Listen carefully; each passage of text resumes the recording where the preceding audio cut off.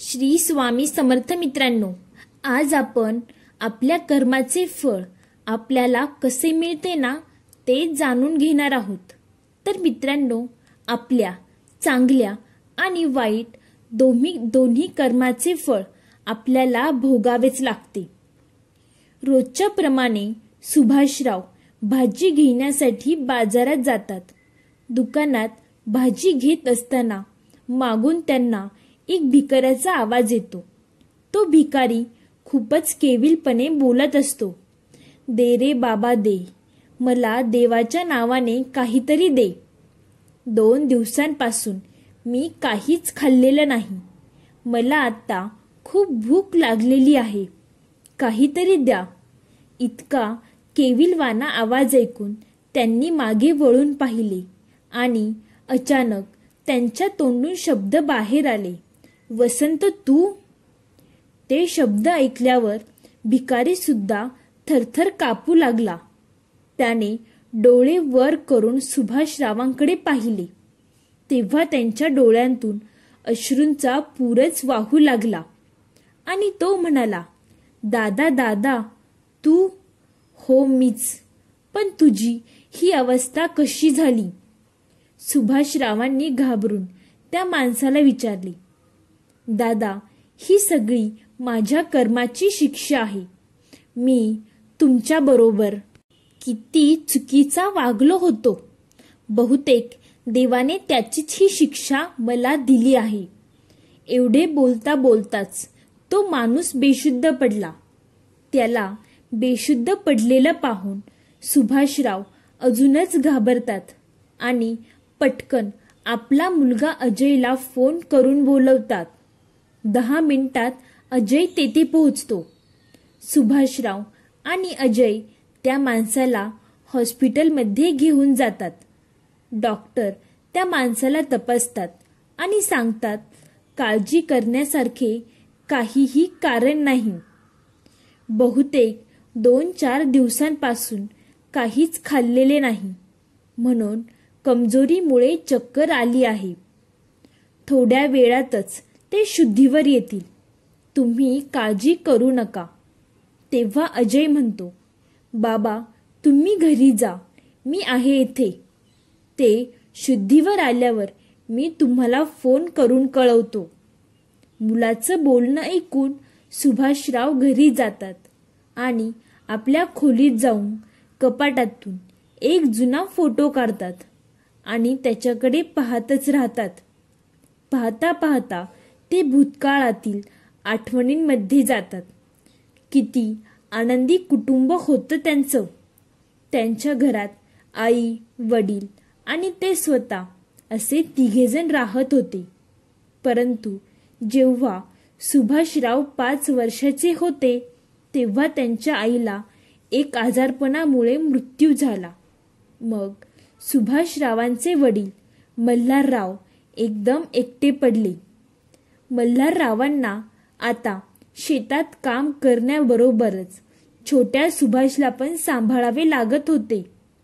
दोन्ही बाजू सांभाळताना त्यांची फार कुचुंबना होईल। नंतर पुढे शेजारी पाजारी आणि नातेवाईकांच्या सांगण्यावरून मल्हाररावांनी दुसरे लग्न केलं आणि सुभाषला पण आई मिळाली। मल्हाररावांची दुसरी बायको राधाबाई स्वभावाने खूप चांगल्या होत्या। त्या खूप मनमिळाऊ आणि प्रेमळ देखील होत्या। त्या सुभाषवर आपल्या स्वतःच्या मुलासारखं प्रेम करायच्या। लग्नानंतर 3 वर्षांनी राधाबाईंना एक मुलगा झाला। त्याचं नाव वसंत ठेवलं। राधाबाई दोघांनाही सारखंच प्रेम द्यायच्या। त्या दोघांचेही सारखेच लाड पुरवायच्या। त्यांनी कधीच भेदभाव केला नाही।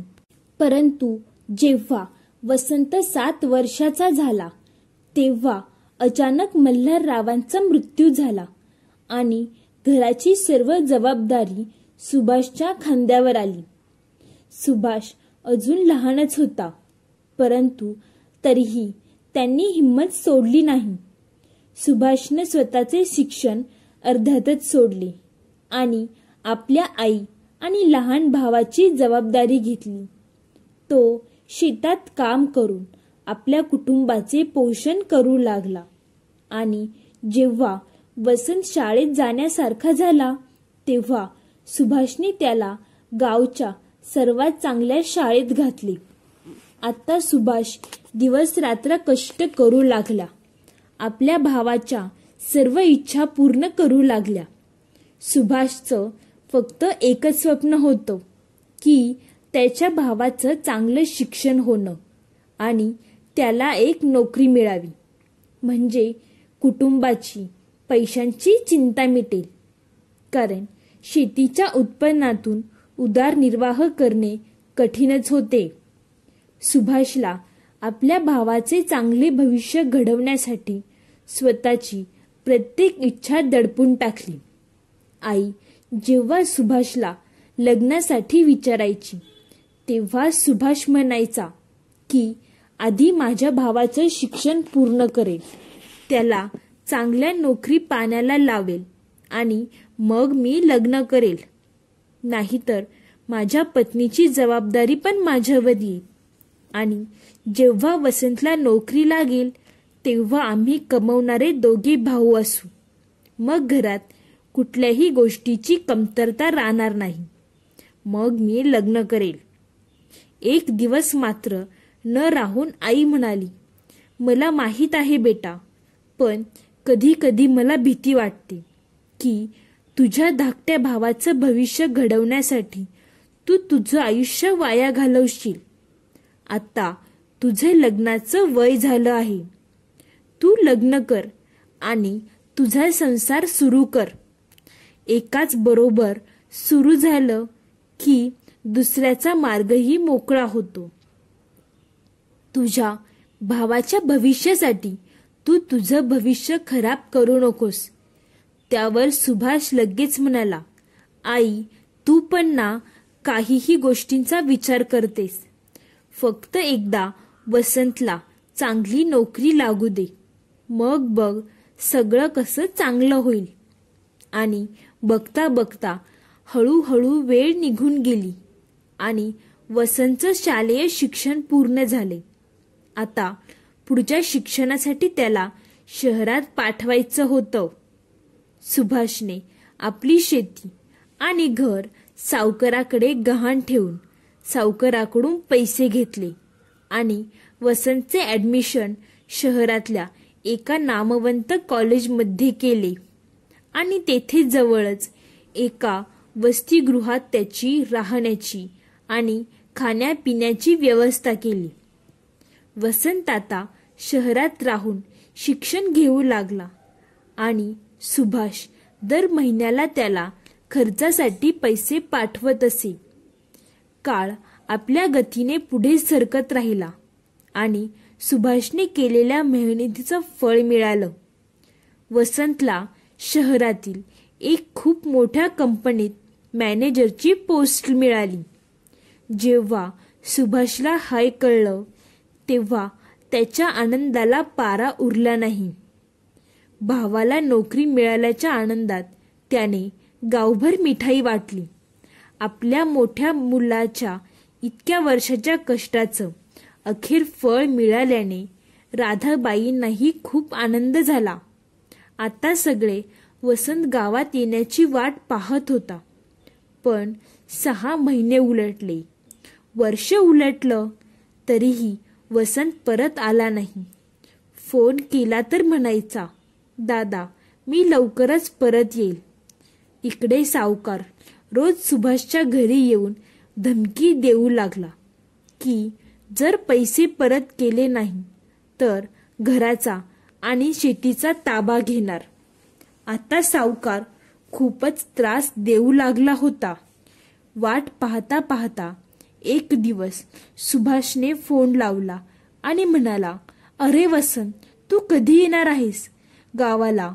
मी आणि तुझी आई कधीपासून वाट पाहत आहोत आणि सावकार पण रोज पैसे मागायला घरी येतो. त्याचे पैसे पण परत करायचे आहे. तेव्हा तिकडून वसंत म्हणाला, हे बघ दादा, तू मला इथे परत परत फोन करू नकोस. माझं लग्न माझ्या मालकाच्या मुलीशी झालं आहे आणि मी त्यांना तुझ्या आणि आईविषयी काहीही सांगितलेलं नाही. नाहीतर ते काय विचार करतील की मी इतक्या गरीब कुटुंबातील मुलगा आहे. म्हणून आजपासून तुमचा आणि माझा काहीही संबंध नाहीये. हे तू काय बोलतो आहेस? मी आणि आईने तुझ्या उज्ज्वल भविष्यासाठी किती धडपड केली हे तुला माहीत आहे ना. आणि तरी आज तू म्हणत आहेस की तुमचा आणि माझा काहीही संबंध नाहीये. सुभाष रागाने म्हणाला. सुभाषचं हे बोलणं ऐकून वसंत म्हणाला, मग त्यात काय मोठी गोष्ट दादा. सगळेच आईबाप मोठे भाऊ तेच करतात. तुम्ही पण तेच केलं. जर नोकरीचा प्रश्न आहे तर मी माझ्या मेहनतीने इथे पोहोचलो. म्हणूनच इथे परत फोन करू नकोस आणि विसरून जा की तुझा एखादा भाऊ पण आहे. असं म्हणून वसंतने पुढचं काहीही न ऐकता फोन ठेवलं. भावाचं बोलणं ऐकून सुभाषच्या तर पायाखालची जमीनच सरकली. तो विचार करू लागला की ज्या भावाच्या उज्ज्वल भविष्यासाठी मी इतके कष्ट केले, दुसरी जबाबदारी येऊ नये म्हणून लग्नही केले नाही. आज त्याच भावाने इतका मोठा धोका दिला. त्याच्या म्हाताऱ्या आईला जेव्हा हे माहीत झालं तिने तर खाटच धरली आणि काही दिवसातच आपल्या मुलाची वाट पाहता पाहता ती देवघरी निघून गेली. पण मुलगा मात्र आईला भेटायला आला नाही. आत्ता तर सुभाष खूप एकटा पडला होता. त्याचा देवावरही विश्वास पूर्णपणे उडाला होता. त्याला आपल्या जीवनात काहीच रस वाटत नव्हता. काही दिवसातच सावकाराने त्याचे घर आणि शेतीही ताब्यात घेतली आणि सुभाषराव आपले छोटेसे गाठोडे घेऊन इकडे तिकडे भटकू लागले. असेच भटकता भटकता एका शहरात येऊन पोहोचले. एका मंदिराच्या पायथ्याशी राहू लागले. ते कोणाशीही बोलत नसत, कोणाच्या जवळ बसत नसत. दिवसभर एकांत बसून ते देवाला दोष देत असायचे. आत्ता त्यांचा देवावरचा विश्वास उडाला होता. भावाच्या विश्वासघातानं त्यांचे हृदय हादरून सोडले होते. पण ते एक चांगले व्यक्ती आहेत हे मात्र त्यांच्याकडे जे पाहायचे त्यांना नेहमी जाणवत असे. एक तरुण मुलगा त्यांना नेहमी बघत होता. का कोणास ठाऊक, पण त्याला एक वेगळीच ओढ त्यांच्याबद्दल लागली होती. एक दिवस तो त्यांच्याकडे आला आणि म्हणाला, काका तुमची हरकत नसेल तर मी तुम्हाला बाबा म्हणू शकतो का? आणि मला तुम्हाला माझ्या घरी घेऊन जायचे आहे. त्या तरुणाचे ते बोलणं ऐकून सुभाषराव थक्क झाले आणि म्हणाले, बेटा, मुला आई वडिलांचे ओझं म्हणून सोडून निघून जातात आणि तू मला घरी घेऊन जायचं म्हणतो आहेस. तो तरुण मुलगा म्हणाला, मी लहानपणीच आई वडिलांना गमावलं होतं. आज माझ्याकडे सर्व काही आहे, पण आई वडिलांचे प्रेम नाही. या प्रेमासाठी मी आयुष्यभर तळमळतो आहे. पण माहीत नाही, जेव्हापासून तुम्ही इथे आला आहात मला तुमच्यामध्ये माझ्या वडिलांची प्रतिमा दिसते. माझ्या वडिलांची सावली माझ्या डोळ्यावर राहावी आणि माझ्या मुलांना पण आजोबांचे प्रेम मिळावे म्हणून तुम्ही आमच्या सोबत राहावं अशी माझी इच्छा आहे. आजपासून तुम्ही आमच्या घरी राहणार आहात. बाबा, मला काहीही माहीत नाही. त्या तरुण मुलाचं हे बोलणं ऐकून सुभाषरावांच्या डोळ्यात पाणी आलं आणि ते विचार करू लागले की देवा, तुझी लीला अगाध आहे. माझ्या भावाने मला दूर केलं आणि हा अनोळखी मुलगा मला स्वतःचा बाप म्हणून घरी न्यायला आला आहे. तितक्यात फोन वाजला आणि सुभाषराव त्यांच्या भूतकाळातून वर्तमान काळात परत आले. त्यांनी फोन उचलला तेव्हा मुलगा म्हणाला, बाबा, तो माणूस शुद्धीवर आला आहे. त्याला तुम्हाला भेटायचे आहे आणि तो तुम्हाला त्याचा भाऊ म्हणत आहे. लवकर या, मला काहीच कळत नाहीये. एवढे बोलून मुलाने फोन ठेवला. सुभाषराव थोड्याच वेळात दवाखान्यात पोहोचले. सुभाषरावांना पाहून वसंत त्यांच्या पाया पडून माफी मागू लागला आणि रडत रडत म्हणाला, मी तुझ्यासोबत आणि आईसोबत जे केले, आज मला त्याची शिक्षा मिळाली आहे. माझा मुलगा आणि सुनेने सर्व काही स्वतःच्या नावावर करून मला घरातून हकलून दिले. कदाचित यामध्ये मुलगा आणि सुनेचा काहीही दोष नाही. ही तर माझ्या कर्माची शिक्षा आहे, ज्यामुळे आज मला भीक मागावी लागत आहे. सुभाषरावांनी वसंतला उठवलं आणि म्हणाले, मला आनंद आहे की तुला तुझी चूक समजली. पण तुला तुझी चूक जरा लवकर समजली असती तर आईला किती आनंद झाला असता. देवाचा न्याय किती अद्वितीय आहे. त्याने एक कुटुंब माझ्याकडून हिसकावून घेतलं आणि मला दुसऱ्या कुटुंबाशी जोडलं. हे बघ, हा माझा मुलगा आहे. हे माझं कुटुंब आहे, जिथे मला इतका आदर आणि सन्मान मिळाला आहे की हा माझा खरा मुलगा नाही असे मला कधीही वाटले नाही. तेव्हा अजय म्हणाला, अरे वा, मला तर माझ्या आजोबांबरोबर काका पण मिळाले. काका, तुम्ही पण आमच्या सोबतच राहायचं.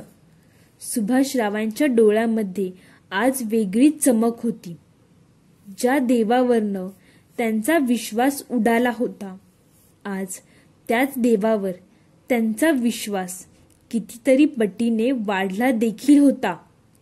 त्यांना समजलं होतं की देवाने आपल्या चांगल्या आणि वाईट कर्माचे फळ आपल्याला ह्या जन्मातच दिलेले आहे. हे खरंच आहे की आपण कधी कधी असं म्हणतो की इतके चांगले कर्म करून देखील आपल्याला त्याचं फळ मिळत नाही. आपल्याच वाट्याला दुःखाचे भोग का येतात, पण ते फळ कधी मिळेल हे मात्र सांगता येत नाही. त्याला कदाचित वेळ लागू शकतो, पण ते फळ कधी मिळेल हे मात्र सांगता येत नाही. त्याला कदाचित वेळ लागू शकतो, पण आपण केलेल्या चांगल्या कर्माचे फळ हे आपल्याला नक्कीच मिळते. म्हणून नेहमी चांगले कर्म करत राहा.